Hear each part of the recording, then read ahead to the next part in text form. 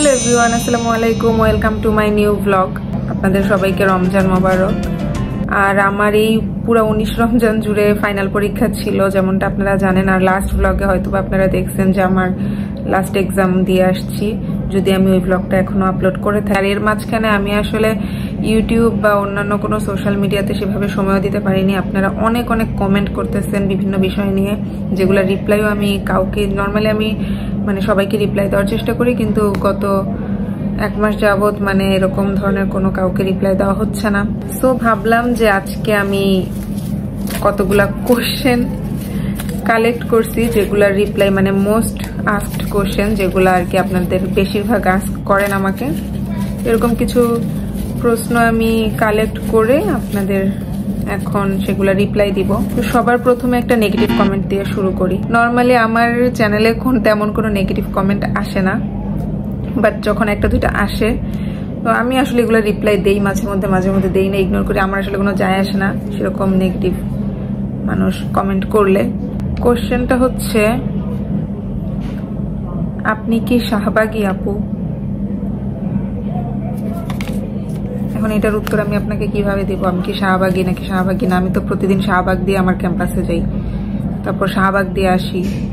আমি টিউশনে গেলেও শাহবাগ দিয়ে যাই, শাহবাগে আমার যাওয়াই লাগে। আমি তো আসলে জানি না আমি কি শাহবাগী নাকি শাহবাগী না, কারণ আমার তো রেগুলার শাহবাগ যাওয়া আসা করা লাগে, শাহবাগ দিয়ে যাওয়া আসা করা লাগে।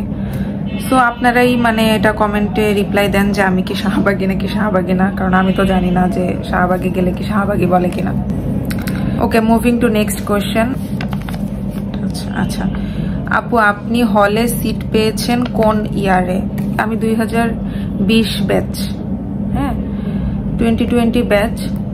সো আমার হচ্ছে করোনার টাইমে আর কি অ্যাডমিশন, করোনার জন্য অ্যাডমিশন আর কি 2 বছর পিছনে চলে যায়। সো 2022 সাল থেকে আমাদের ফার্স্ট ইয়ার আর কি ক্লাস শুরু হয়। সো আমি হচ্ছে হলে উঠছি, তখন আমি হচ্ছে কলেজে যখন পড়তাম, আমি কলেজ থাকার জন্য ঢাকা ক্যান্টনমেন্টের একটা হোস্টেলে থাকতাম আর কি, নির্ঝর ক্যান্টনমেন্টে। সো ওখান থেকে আমি হচ্ছে কতদিন, ইউনিভার্সিটির ক্লাস শুরু হওয়ার ফেব্রুয়ারির মেবি 17 তারিখ এরকম কিছু একটা, ফেব্রুয়ারির 17-18 তারিখ থেকে আমাদের ক্লাস শুরু হয়েছিল। সো আমি হচ্ছে 7-8 দিন পর থেকেই হলে উঠছিলাম আর কি। আমি ফার্স্টে গণরুমে উঠছিলাম। সো বলতে পারেন যে আমি একদম ফার্স্ট ইয়ার থেকে এবং প্রথম থেকেই হলে আছি। প্রথমে আমি হচ্ছে গণরুমে ছিলাম প্রায় 1 বছর। তারপরে আমি সেকেন্ড ইয়ারে উঠে আমি হচ্ছে রুমে শিফট হয়েছি আর কি, লিগ্যাল রুমে। সো এই তো আমি ফার্স্টে গণরুমে উঠছি, তারপরে হচ্ছে যে আমি হলে আমার রুমে সিট পেয়েছি। আচ্ছা আপু, আপনার কাছে আমার একটি প্রশ্ন, আপনি এত সুইট কেন? কারণ আমি সবসময় সুইট খাই, এই জন্য আমি অনেক সুইট। এমনি বলছি, আমি আসলে মিষ্টি একদমই পছন্দ করি না। আচ্ছা, তারপর নেক্সট কোশ্চেনে যাই। ও বাবা, অনেক বড় কোশ্চেন, হল নিয়ে আবারও আমাদের। আচ্ছা, এই কোশ্চেনের অ্যান্সারটা আমি লাস্টে দিই। হ্যাঁ, এই কোশ্চেনের এটা অনেক সিরিয়াস অ্যান্সার দিব আমি। তো এটার কোশ্চেনের অ্যান্সার আমি লাস্টে দিই। আচ্ছা আপু, আপনি কোন ডিপার্টমেন্টে পড়েন? সবচেয়ে বেশি আমার প্রত্যেকটা ভিডিওর কমেন্টে এটা আসে, আপনি কোন ডিপার্টমেন্টে পড়েন। যদিও আমি বারবার আমার ডিপার্টমেন্টের সামনে দিয়ে আপনাদেরকে দেখাই যে আমি কোন ডিপার্টমেন্টে পড়ি। অলমোস্ট যারা রেগুলার আমার ভিডিও দেখে তারা সবাই জানে আমি কোন ডিপার্টমেন্টে পড়ি। তারপরেও এটা আপনারা এখন অনেক নতুন অনেকে আমার ভিডিও দেখতেছেন। সো সমস্যা নাই আর কি, আপনারা বারবার জিজ্ঞেস করেন যে আমি কোন ডিপার্টমেন্টে পড়ি। আমার ডিপার্টমেন্ট হচ্ছে পার্সিয়ান ল্যাঙ্গুয়েজ অ্যান্ড লিটারেচার, ফার্সি ভাষা ও সাহিত্য। Never stop vlogging Api with a heart. Normally এখন আমি যে ব্লগগুলা করি, আমার ইউনিভার্সিটির ব্লগ, এগুলো আমি করি শুধুমাত্র আমার ইউনিভার্সিটির ফ্রেন্ডদের সাথে। তারপর আমার ক্লাসে যাওয়ার যে ভিডিওগুলো, এগুলো যেন পরবর্তীতে আমি এই ভিডিওগুলো দেখি, আমার নিজের, আমি জাস্ট এগুলো আমার নিজের জন্য করি, ঠিক আছে। আমি এটা আমি একদমই এই সবাইকে দেখানোর জন্য বা কোনো আছে না যে চ্যানেল খুললাম কোনো একটা কারণে টাকা ইনকাম করব, এরকম কোনো কারণে আমি আসলে এখনো পর্যন্ত ব্লগিং করি না। নেক্সটে করবো কিনা জানি না, কিন্তু এখনো পর্যন্ত আমি এটা শুধুমাত্র আমার শখ, আমার ইচ্ছা যে আমি আমার ইউনিভার্সিটির লাইফটাকে ক্যাপচার করে রাখতেছি। আমি পরবর্তীতে যেয়ে যেন আমি যখন মিস করব তখন যেন আমি এই ভিডিওগুলো দেখতে পারি। শুধুমাত্র এই রিজনেই আমি আমার ব্লগিংটা এখন করতেছি। তো ইন ফিউচার আমি ব্লগ করব কিনা, যেমন আমার আর একটা সেমিস্টার আছে, এই 7 সেমিস্টার তো শেষ হলো আজকে, ভাইবা আছে যদিও, তো যাই হোক বলতে গেলে 7 সেমিস্টার শেষ। সো আর একটা সেমিস্টার আছে, তো একটা সেমিস্টার যেহেতু আছে এরপরে মানে এই যে ইউনিভার্সিটি থেকে যাব মাস্টার্স করবো কিনা জানি না এখনো পর্যন্ত, যদি করি তাহলে তো করলামই, বাট ইউনিভার্সিটি থেকে চলে গেলে আসলে এই সময়টা আর কখনোই ফেরত আসে না। তো আমি আসলে এই জিনিসটাকে আবার মানে কি বলে, এই জিনিসটাকে আবার আমার চোখের সামনে শুধুমাত্র এই ব্লগগুলোর মাধ্যমেই দেখতে পারবো যে আমি এই করছিলাম, এইগুলা করতাম আমরা। তো শুধুমাত্র এই কারণেই আর কি আমি এখন ব্লগ করি, এছাড়া অন্য কোনো রিজন আমার নাই। কি আমার ভিডিও কয়জন দেখে বা কয়জনের কাছে যায় আমি এটাও নিয়ে আমার কোনো মাথা ব্যথা নাই। তো আপনারা যারা পছন্দ করেন, যারা দেখেন, একমাত্রই পছন্দ করে আমার ভিডিওগুলো দেখেন। আর টিকটকে আমার একটা অ্যাকাউন্ট আছে, টিকটকে আমি মাঝে মধ্যে শেয়ার করি এটা সেটা, অনেক কিছু জানতে চাই সেগুলো টিকটকে শেয়ার করি। বাট নর্মালি আমি ব্লগটাই করি, ব্লগগুলো করি হচ্ছে আমার নিজের কারণে। সো ইন ফিউচার আমি ব্লগ করতেও পারি, নাও করতে পারি, করলে তো দেখবেনই আর না করলে তো। আপনাদের বেশিরভাগ কোশ্চেন আমার হল নিয়ে, হল রিলেটেড কোশ্চেন সবচেয়ে বেশি আপনারা করেন। আপু হলের ভেতর কি ভাড়া দিতে হয়? না, ভাড়া দিতে হয় না সেইভাবে, মান্থলি কোনো রেন্ট বা এরকম কোনো কিছু না, ইয়ারলি আমরা একটা টাকা দিই। তো আমাদের হলে আমরা দেই হচ্ছে আইডি কার্ড রিনিউ করার সময় 1250 টাকা, এটাই জাস্ট ইয়ারলি আমরা এই 1250 টাকা দিই, মানে প্রতি জুন থেকে জুলাই মাসের মাঝখানে আর কি আমরা এই টাকাটা দিই। যেমন লাস্ট জুন মাসে দিছি একবার 1250, আবার নেক্সট জুন মাসে দিব 1250। সো এটাকে আপনারা 1250কে 12 দিয়ে ভাগ দিতে পারেন, তাহলে মান্থলি কত আসে, 100 টাকা বা 100 থেকে একটু বেশি আসে। সো এটাই আর কি, ওইভাবে কোনো ভাড়া দিতে হয় না। আর হ্যাঁ, এক একটা হলে এক এক রকম, রোকেয়া হলে আরো অনেক কম, রোকেয়া হলে মেবি 600-700 টাকা, তারপর শামসুন্নাহার হলেও কম, সুফিয়া কামাল, আমাদের সুফিয়া কামাল হলে একটু বেশি 1250 টাকা, আর বাকি সব হলে তো আরো কম। এই কমেন্টটা হচ্ছে আসছে আমার ওই ইয়ার ব্লগটায়, মেবি আপনারা অলমোস্ট সবাই ব্লগটা দেখছেন, আমার রুমের ভিডিওর ব্লগ আর কি, রুম ট্যুরের যে ব্লগটা সেটা। This is how our country treats talented students. মানুষ যে কোনো জায়গা থেকে পড়াশোনা করে, ট্যালেন্টেড মানুষ যে কোনো জায়গা থেকে আরো মানে কি বলে বিলো এভারেজ জায়গা থেকেও অনেক ভালো জায়গায় পৌঁছাইতে পারে। তো কিভাবে ট্রিট করে এটা আসলে খুব খারাপভাবে যে ট্রিট করে এরকমও না। হ্যাঁ, বাংলাদেশের প্রেক্ষাপটে এরকম। এখন বাংলাদেশকে যদি আপনারা আমেরিকা, ইউকে, ইউএস এর সাথে মিলাইতে যান, কানাডার সাথে মিলাইতে যান, অস্ট্রেলিয়ার সাথে মিলাইতে যান, ওই সব দেশের ইউনিভার্সিটির সাথে যদি মিলাইতে যান, ওদের লাইফস্টাইলের সাথে মিলাইতে গেলে হবে না, ঠিক আছে? ওদেরকে কখনো আমেরিকা, ইউকে, অস্ট্রেলিয়া, কানাডার স্টুডেন্টদের মতো ট্রিট করবে না। হ্যাঁ, আমাদের বাংলাদেশের স্টুডেন্টদের মত, বাংলাদেশের অন্যান্য মানুষ যেরকম ভাবে নর্মালি লিড করে তাদের থেকে অনেক স্পেশাল ট্রিটই করে আমাদেরকে, যেটা এখানে তেমন অস্বীকার করার কিছু নেই। হ্যাঁ, প্রশাসনের অনেক মানে ঘাটতি আছে, অবশ্যই আছে, কিন্তু আমি আমার ইউনিভার্সিটিকে ওইভাবে হাইলাইট করতে চাই না যে আমাদেরকে খুব বাজে ট্রিট করে, মোটেও না। আচ্ছা, এবার আমি ওই কমেন্টটাও পড়ি, হ্যাঁ, যেটা হচ্ছে যে এটার সাথে অনেকটা রিলেটেড ওই কমেন্টটা। এটা হচ্ছে যে আমাদের হলে অনেক ভালো অবস্থায় আছে, মানে একজন তার হলের বর্ণনা দিচ্ছে আর কি, তার ইউনিভার্সিটি, সেও পাবলিক ইউনিভার্সিটিতে পড়ে। আমাদের হলে অনেক ভালো অবস্থায় আছে, অনেক বড় বেডরুম, 4 জন করে, সাইডে জানালা, টেবিল, ল্যাম্প সব আছে আলহামদুলিল্লাহ। তার ইউনিভার্সিটির নাম লিখেছে আর কি, ভালো একটা ইউনিভার্সিটি আছে, ঠিক আছে। তো দেখেন, আপনার যে ইউনিভার্সিটিটা এটা ঢাকার ভেতরের না, এটা হচ্ছে ঢাকার বাইরের ইউনিভার্সিটি। তো সবচেয়ে বড় কথা যেটা আপনাকে সবার ফার্স্টে চিন্তা করতে হবে, ঢাকা হচ্ছে এমন একটা জায়গা যেখানে হচ্ছে পুরো বাংলাদেশের মানুষ এসে থাকতে চায়।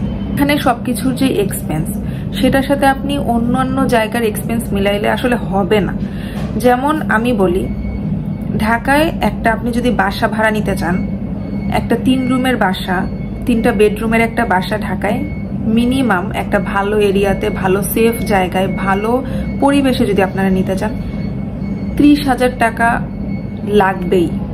একটা ভালো 3 বেডরুমের বাসা নিতে, ভালো জায়গায়, ভালো এনভায়রনমেন্টে। হ্যাঁ, লাইক কিরকম এরিয়া আমি বলবো, মিরপুর, তারপর হচ্ছে আপনার ধানমন্ডি, এরকম এরিয়াতে। হ্যাঁ, আর যদি আপনি অন্যান্য আরো তো আছে, গুলশান, বসুন্ধরা, নিকেতন, এইসব জায়গায় গেলে তো মানে এগুলো তো কি বলবো আরো বেশি। তো একটা নিম্ন রিকোয়ারমেন্টেও যদি আপনি একটা ভালো কোথাও রেন্টে একটা 3 রুমের বেডরুমের বাসা নিতে চান না, তাহলে 30,000 টাকা। 2 বেডরুমের বাসা যদি নিতে চান মিনিমাম 20,000 টাকা আপনার খরচ পড়বে, ঠিক আছে? কারণ আমি এখন বাসায় থাকি, আমি জানি জিনিসগুলা। একটা 2 বেডরুমের বাসা যদি নিয়ে আপনি থাকেন, মিনিমাম 20,000 টাকা আপনার খরচ পড়বে। যারা বাসায় থাকে তারা এটা ভালোভাবে বুঝবে, আর যারা থাকে না তারা হয়তো হেসে উড়াই দিবে। একইভাবে আপনি একটা 2 বেডরুমের বাসা যদি ঢাকার বাইরে নেন, হ্যাঁ, লাইক আমাদের এরিয়ার কথা, নরসিংদীর কথাই বলি, বা হচ্ছে অন্যান্য জায়গায়, একটা 2 বেডরুমের বাসা সর্বোচ্চ কত ভাড়া হবে? 8,000 টাকা। কোথায় 8,000 টাকা, কোথায় 20,000 টাকা। তারপরে হচ্ছে 3 বেডরুমের একটা বাসা নিতে গেলে 10,000 টাকার মধ্যে পেয়ে যাবেন ঢাকার বাইরে, ইভেন আরো কমেও আছে। কিন্তু ঢাকার মধ্যে আপনার জায়গা যে লিমিটেড ঢাকার ভিতরে, হ্যাঁ, এর মধ্যে আসলে সবাইকে থাকার জায়গা দেওয়া সম্ভব না। আমাদের হল কিন্তু পুরোপুরি আবাসিক না, ঠিক আছে, 100% আবাসিক না কিন্তু আমাদের ঢাকা ইউনিভার্সিটির হলগুলা। এখানে শুধুমাত্র তাদেরকে হল দেওয়া হয়, হলে সিট দেওয়া হয় যাদের অনেক বেশি প্রয়োজন, যাদের হচ্ছে ঢাকায় কখনো ঢাকায় আগে থাকেনি, তাদের কলেজও ঢাকায় না, তারপরে তাদের মানে ব্যাকগ্রাউন্ডের কেউ ঢাকায় থাকে না, এরকম যারা, শুধুমাত্র তাদেরকে ঢাকায় আর কি হলে সিট দেওয়া হয়। আর বাকি তাদেরকে কিন্তু রিজেক্ট করে দেয় যখন ভাইবাতে যায়, হলের জন্য ভাইবাতে যায়, তখন কিন্তু রিজেক্ট করে দেয়। সো আপনি মানে অন্য, আমি বলতেছি না যে ঢাকা ইউনিভার্সিটি অনেক ভালো, আমি জাস্ট এটা মানে হল ইয়ার প্রেক্ষাপটে বলতেছি যে থাকার জায়গা বা এই জিনিসগুলো কেন আমাদের এত মানে লিমিটেড, কেন আমরা মানে এই জিনিসগুলো আপনাদের মতো এত বেশি ভালোভাবে মানে এক্সপ্লোর করতে পারি না। তার কারণ হচ্ছে এটাই যে ঢাকায় আসলে সবকিছু অনেক এক্সপেন্সিভ। ঢাকায় আপনি চাইলেই মানে ওই অনেক বড় বেডরুম নিয়ে 4 জনকে একটা রুম দেওয়া মানে দিয়ে পোষাইতে পারবে না আসলে সরকার, আমার মনে হয়। তবে হ্যাঁ, অবশ্যই এখানে মানে অনেক আছে, যেমন আমাদের আসলে বলে যে একক কি বলে, একক বিছানা বিশিষ্ট সিট আর কি আমরা টিক দেই, বাট এখানে আমরা আসলে দ্বৈতাবাসিক থাকি, মানে একটা বেডে 2 জন থাকি। তো আসলে এছাড়া উপায় নাই। যদি একটা বেডে 1 জনকে রাখতে চান, তাইলে আসলে হলে যদি একটা হলে যদি 3,000 জনের 3,000টা বেড থাকে, মানে যতগুলো রুম আছে সব মিলে যদি 3,000 বেড থাকে, তাহলে 3,000 জন থাকতে পারবে। আর যদি ডাবল করে দেন তাহলে 6,000 জন থাকতে পারবে। তো 3,000 জন থাকার চেয়ে ভালো না যে একটু কষ্ট করে 6,000 জন থাকুক। আর যাদের মনে করেন যে মানে আপনাদের অনেকের যে হচ্ছে পড়াশোনার পরিবেশ নেই, পড়াশোনার পরিবেশ আছে, সত্যি কথা বলতে একদম যে নাই তা না। যদি একদমই না থাকতো তাহলে মানুষ ভালো ভালো জায়গায় পৌঁছাইতো না। যদি একদমই পড়াশোনার পরিবেশ না থাকতো, একদমই ওরকম খারাপ অবস্থা থাকতো।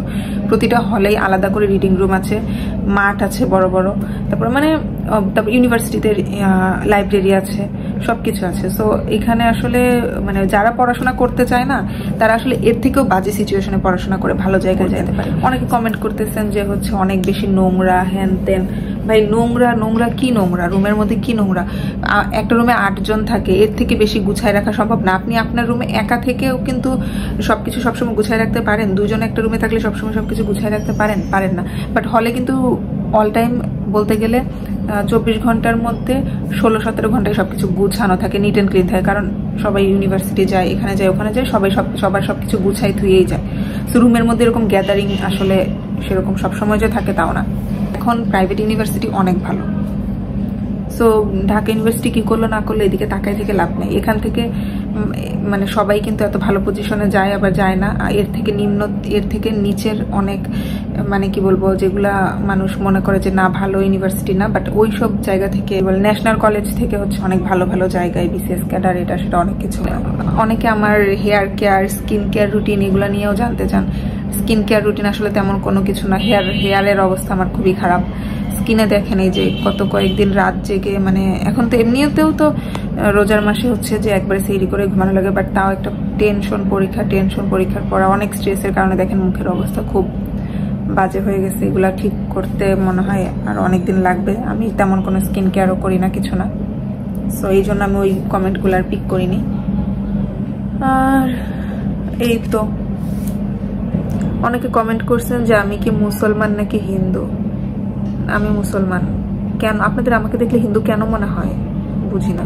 আপনারা যারা যারা আমার চ্যানেলে এখনো সাবস্ক্রাইব করেননি সাবস্ক্রাইব করেন। এরকম আজাইরা পেঁচাইল্লা ভিডিও আমি আর মনে হয় না ফিউচারে কবে দিব। আজকে মন চাইলো যে একটু এরকম কথা বলি, আপনাদের কমেন্টগুলো রিপ্লাই দেই, এই জন্য আর কি। সবচেয়ে মোস্ট ইম্পর্টেন্টলি আমার কাছে ওই মানে হলের যে কমেন্টগুলা এগুলাই আর কি রিপ্লাই দেওয়ার জন্য আমি মেনলি ভিডিওটা করলাম। So Allah Hafiz, bye bye, subscribe my channel, see you in my next video.